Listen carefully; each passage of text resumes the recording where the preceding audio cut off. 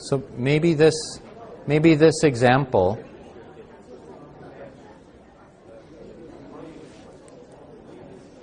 okay. So maybe this example is very easy for everyone because this is a classic example. This is a classic example of an immunologic reaction. This is a classic example of an IgE-mediated hyperimmune response. This is immediate hypersensitivity. Now, if you see the patient clinically, you may say, oh, this is what's going on. You should stop eating and touching peanut butter and peanuts. If I saw this person clinically, I would also want to make sure that there was nothing else that she had a response to. And I could do a test through the laboratory to look for IgE reactivity. And we see in her a high degree of IgE reactivity that's going on.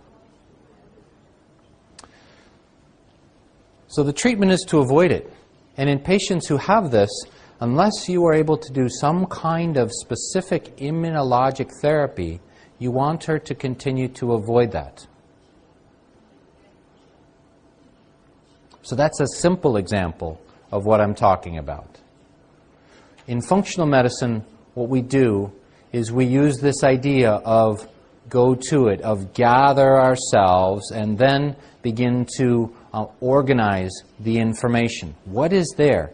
Listening to the history, doing the physical exam, gathering the data, understanding the past medical history and the family history. That's what we're going to do. We're going to use these as examples of how we organize the information.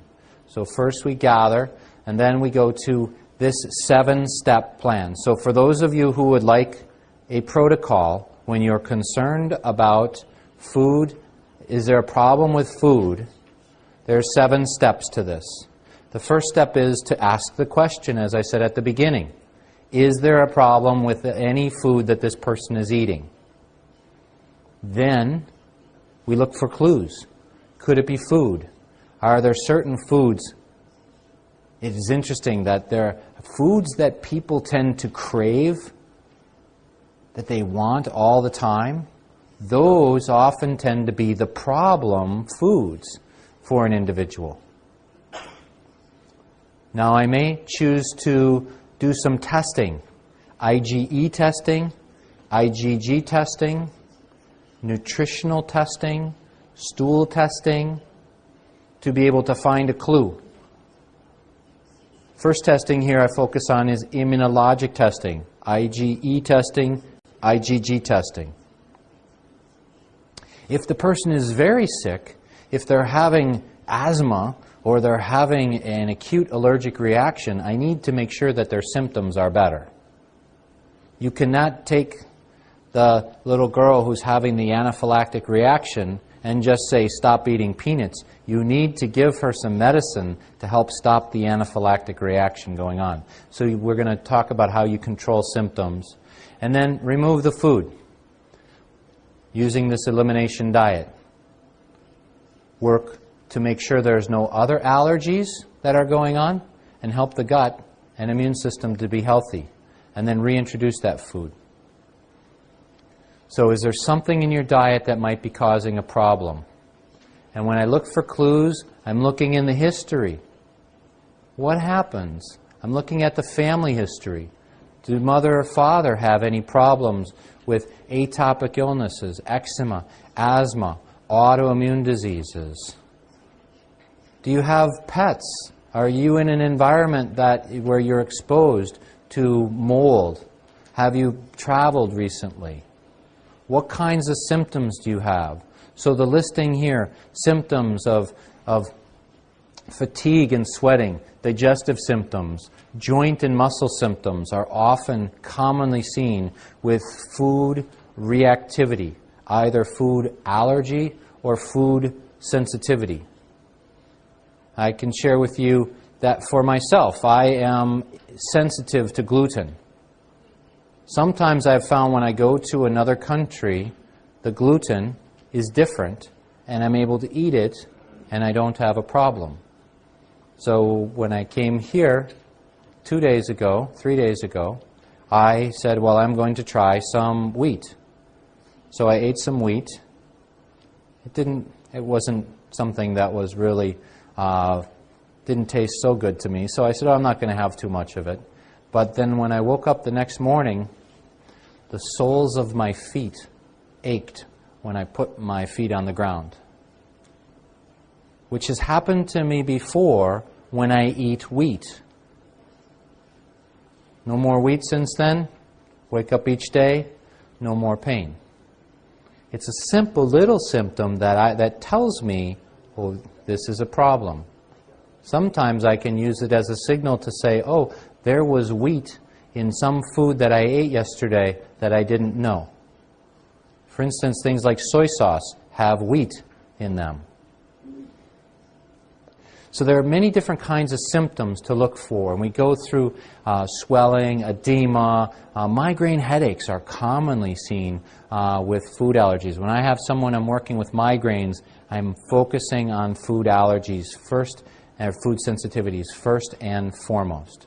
So we can see all kinds of symptoms that make you consider, could this be an issue with food sensitivity? And I'm going to look at the food diary. I'm going to take a listing of what kinds of foods do they eat.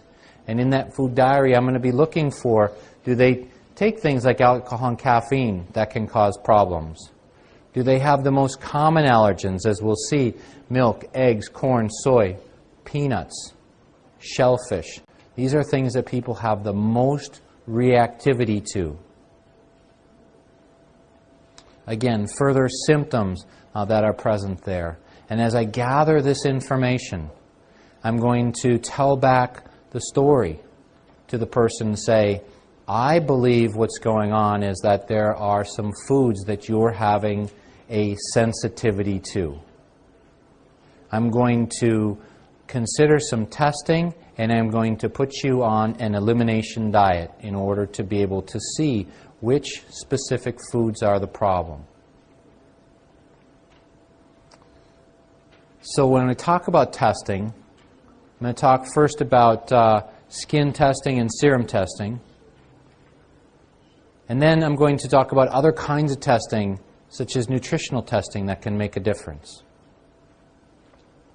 Now, we can have IgG testing, and we can have IgE testing.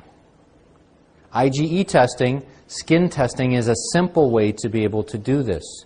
In your notes, and I'm not going to go into it at length here, but one of the things that we find is that some people will have an IgE reactivity because they don't have acid in their stomach and they're not breaking down their foods.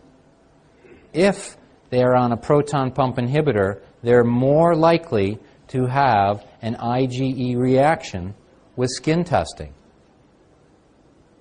Interesting to note.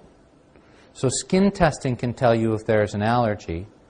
We can also do other kinds of sensitivity testing. So IgE is going to be food allergy testing, and IgG is going to be food sensitivity testing. IgE testing is very clearly standardized in labs throughout the entire world.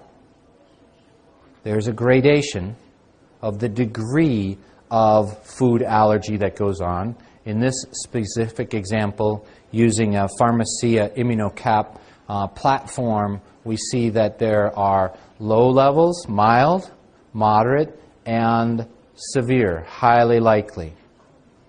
Many laboratories will only report a problem when it is here. This is why the results say, the papers say, only 1% of people have problems with food allergy. However, when we look at mild, moderate, and severe together, we find that it is nearly 20%.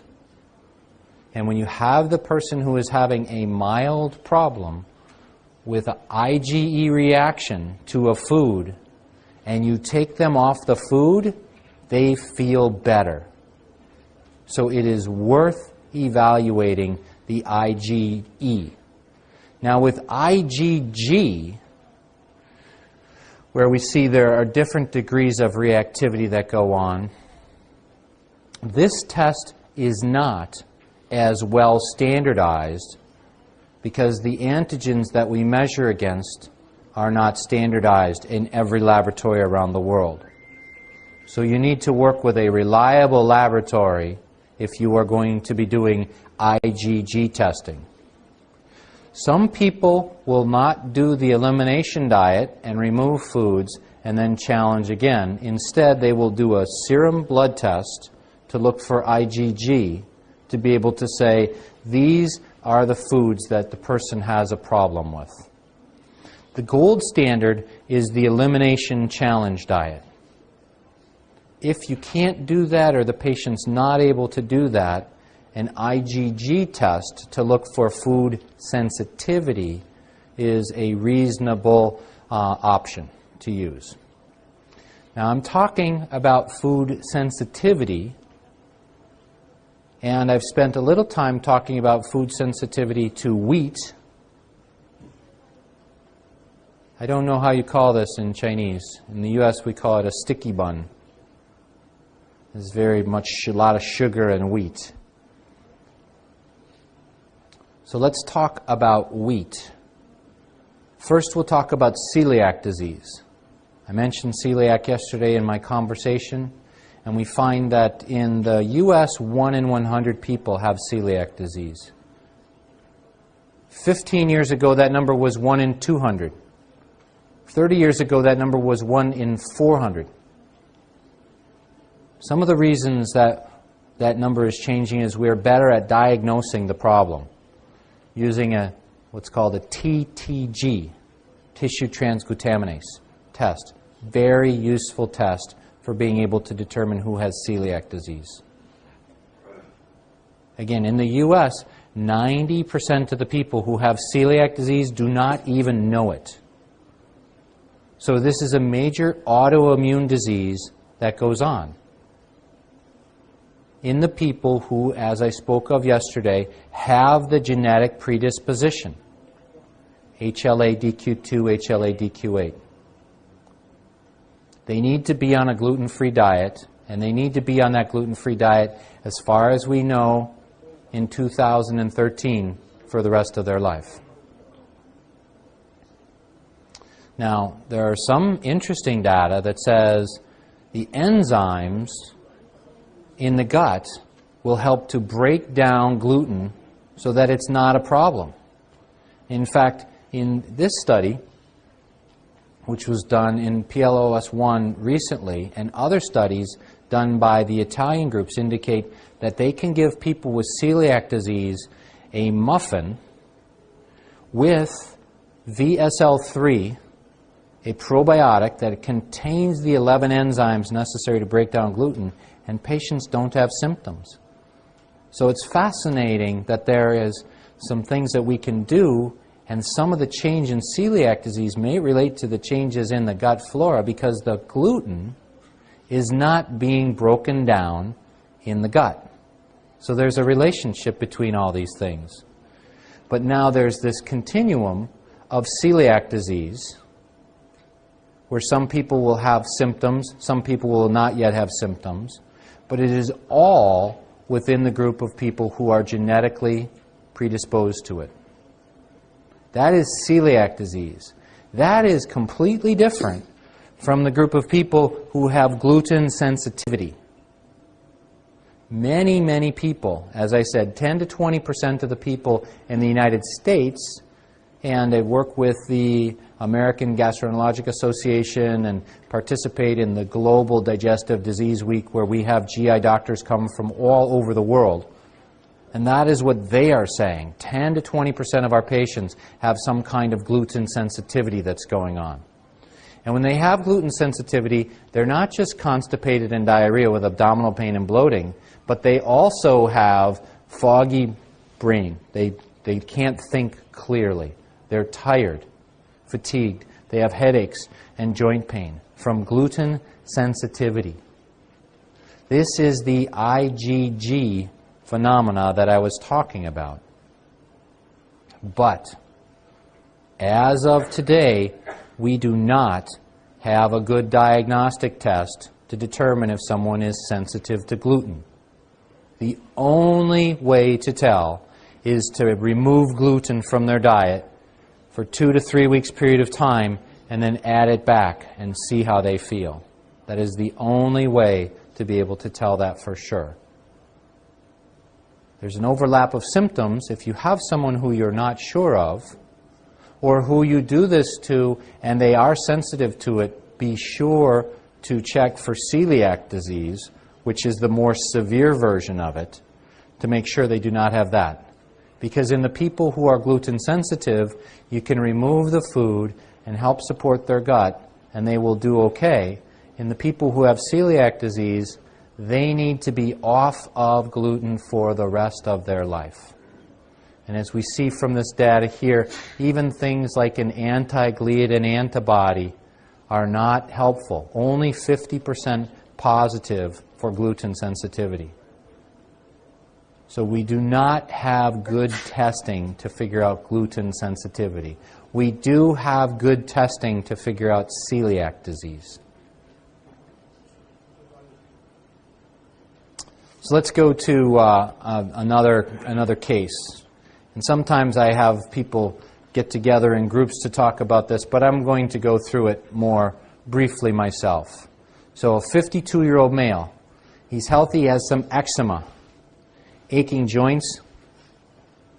He notices it when he goes rollerblading, right? You know what rollerblading is. But otherwise he's fine. He's just coming in for a checkup. When we look at his skin, he has rosacea.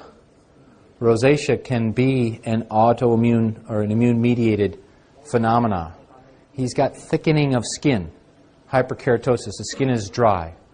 His prostate is a little bit enlarged, which we see with certain kinds of nutritional changes.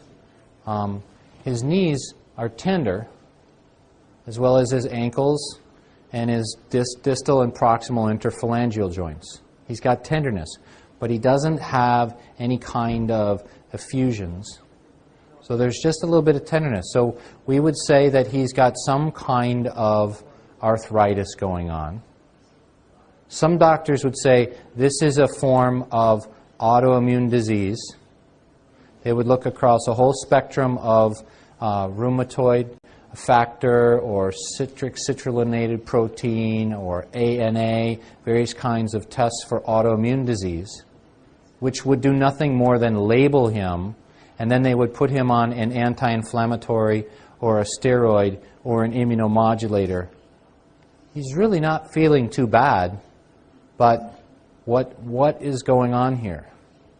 So we say, what is the physical exam suggesting with these arthritis and rosacea and an atopic illness that's going on? What labs would we get, and how would we make this better? Well, when we do the labs, and in this case, we checked the IgG and IgE, and we found that he did not have any immediate hypersensitivity issues going on, but he had a high amount of IgG reactivity to wheat and milk. We measured 50 things, 48 of them were negative, and milk and wheat were positive. So we're going to say, we need to take you off of milk and all milk products, cheese, and we need to take you off of wheat. And when I take someone off of wheat, I take them off of all forms of gluten, barley, spelt, everything. We found that he did not have celiac disease. He did not have an autoimmune disease. We checked his prostate-specific antigen because it was enlarged, and that was fine. And we found that his vitamin D levels were low. Yesterday I indicated we like to see that level to be above 50. Vitamin D is important because it helps as an immune modulator. So we put him on a diet where we said no gluten, no casein. That is, no milk, no wheat. We gave him vitamin D, and we gave him some essential fatty acids. You'll see over and over again, for those of you who are wanting to have a simple, specific protocol, that things like an elimination diet, essential fatty acids, omega-3 fats, in the range of 2 to 3 grams per day, probiotics, you'll hear these things over and over again for a number of different diseases because they help to bring the system back into balance. And with him, when we did this, he was much better at 4 weeks period of time. And he said, as many patients do, well, I'm better now, I'm going to go back and eat the way I used to eat. And he started to eat wheat and dairy, and his symptoms worsened. He went back on the diet for 4 months period of time, off of wheat and off of gluten. Off of gluten and off of dairy. We need that 4 months period of time to allow the vitamin D and the essential fatty acids. In this case, we gave him betaine hydrochloride to help his stomach acid. We did that. And after 4 months period of time, he didn't have symptoms anymore. And when he went back to start eating little bits of wheat and little bits of dairy, he didn't have any problems. And when we rechecked his IgG at 6 months period of time, it was completely normal. So we can use this kind of testing to be able to drive our treatment. So we have skin testing and serum testing that goes on. Stephen, could you get this so I can actually see the clock? Something changed there. Thank you. In addition to serum testing and skin testing, we can also look at other kinds of nutritional testing that might be going on. We can look at and evaluate things like vitamin D, which we did there. We can measure vitamin A, zinc and magnesium, essential fatty acids, where we look at the amount of EPA plus DHA and the relationship between omega-6 and omega-3 fats. We'll talk about that a little more, but these are things where we can look at the nutritional status and say, how do we support the person? So let me say that again. That is, if we have a person whose immune system is out of balance, and we say, let's take away the foods that are causing the problem.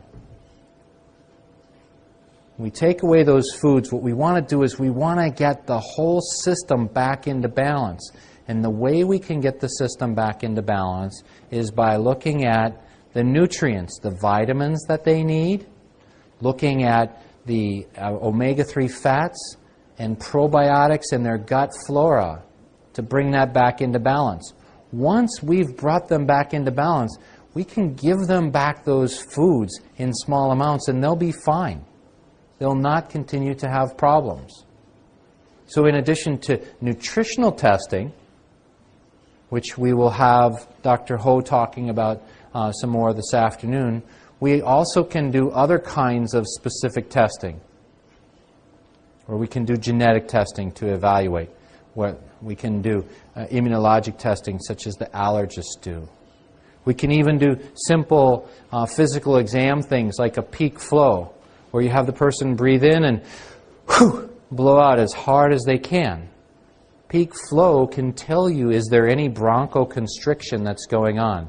Is there any mucosal inflammation that is present? And if someone's peak flow, which we can measure right in the clinic, is decreased, that is another indication that there may be some immunologic activity that's going on.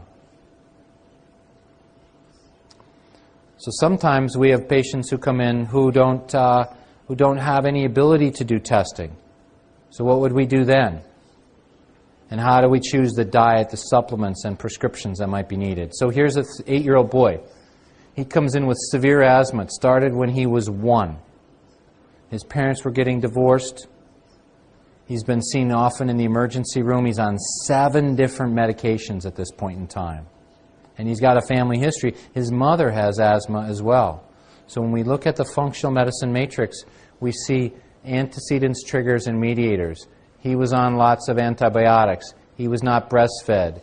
He has alterations in his gut bacteria because he was born by a cesarean section. His mother had antibiotics in utero. His mother has his mother has asthma. So he is already in that group that I talked about who is going to need probiotics when he's born. But he didn't get that. So this is a big antecedent for him, and he began to develop asthma at 1 year of age.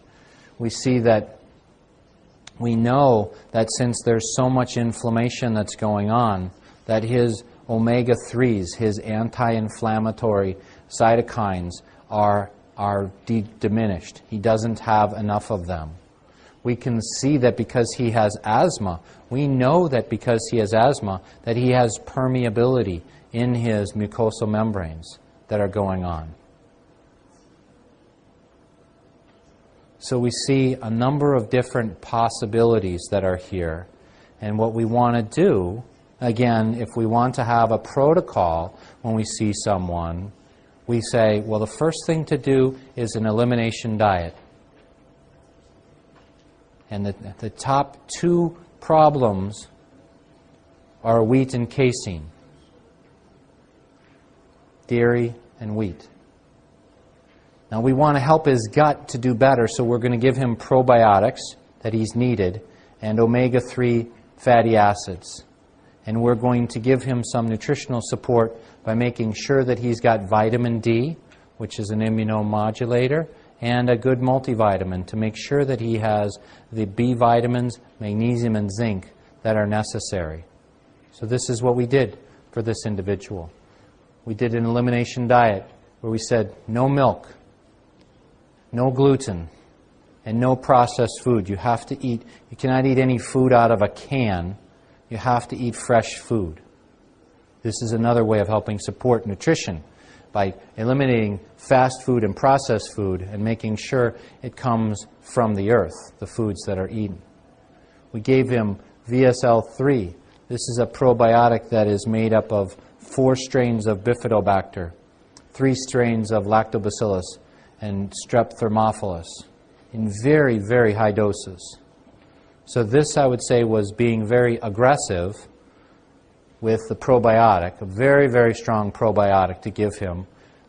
The reason why a very, very strong probiotic was used is because he showed signs of imbalance from the time he was born and developed asthma at 1 year of age and is now on 7 medicines, and he's going back to the emergency room many times. He's very sick. So we want to be more aggressive with our treatments.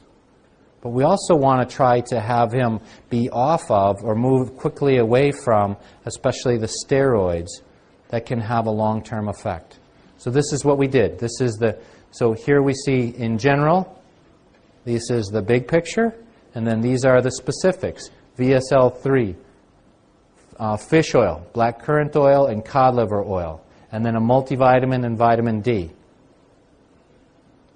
So this is like a protocol because we're just saying, well, we don't know exactly from the testing what to do, so let's give him some simple and specific recommendations. 4 weeks later, no asthma.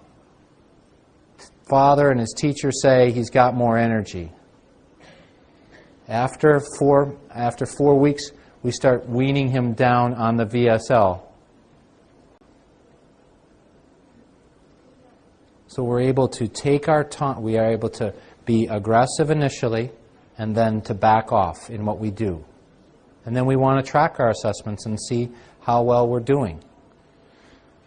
Now earlier I mentioned symptom control because if I've got a patient like this 8-year-old boy who's got asthma and he still has asthma going on, I can't take his medicines all away from him and say, throw all of those in the garbage can and start to take these probiotics.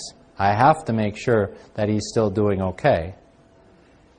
So in Western medicine, we're going to use bronchodilators like a beta agonist in order to help keep the lungs open. We may use antihistamines. We may use the class of anti-leukotrienes montelukast, really the very, very good medicine right here, and mast cell stabilizers. So there's a number of things that can be done, but what we want to consider, mast cell stabilizers, cromolyn sulfate is a favorite of mine. It's a very old medicine, but it helps the mast cell so that it doesn't release histamine. It stabilizes it. We see some doses that are noted here. But if we're going to move from the more pharmacology drugs to some of the more natural agents, we find with supplements that there are things that if we have someone who's got bronchoconstriction going on, magnesium is an incredible tool for helping to relax small muscle. So in someone who's got bronchoconstriction, I'm recommending magnesium for them. For someone who has a high amount of histamine response, red, flushing, urticaria, itching, I use either stinging nettles, which is an herb, or quercetin. My wife has some problems with allergies, and we've come to find that quercetin is an incredibly useful tool. So I had not used it so much in practice, but now in seeing how well she responds to quercetin at doses that range from 500 to 2,000 milligrams 3 times a day. Quercetin, very, very useful agent for helping with symptoms. And of course, if there's any inflammation, you've heard me and Dr. Hyman and Dr. Roundtree all talk about omega-3 fats, essential fatty acids, which come usually from fish oils, as being very, very, very beneficial. Now, of course, if like in the first case, with the 7-year-old girl with the peanut allergy, you don't want to be stupid. If they've got a severe allergic reaction, IgE-mediated response, we want to make sure that there's an EpiPen available so that they can stop that. In my life, I've had 2 friends who are physicians who died from anaphylactic reactions, one to bee sting and one to peanut oil. So I'm very sensitive to this, and always make sure you have that available. And then work to clean up the environment that's present. Now, I've got a few slides here around nutrition and the diet evaluation. Dr. Hughes is going to be talking more about this later this morning. In the big picture, you've heard me talk about wheat and dairy and soy, and to eat as many fresh foods as possible. The Elimination Challenge diet is very, very effective. It is the first thing that I do with patients that I see. So I'll be spending 10 or 15 minutes explaining that to them near the end of my first visit.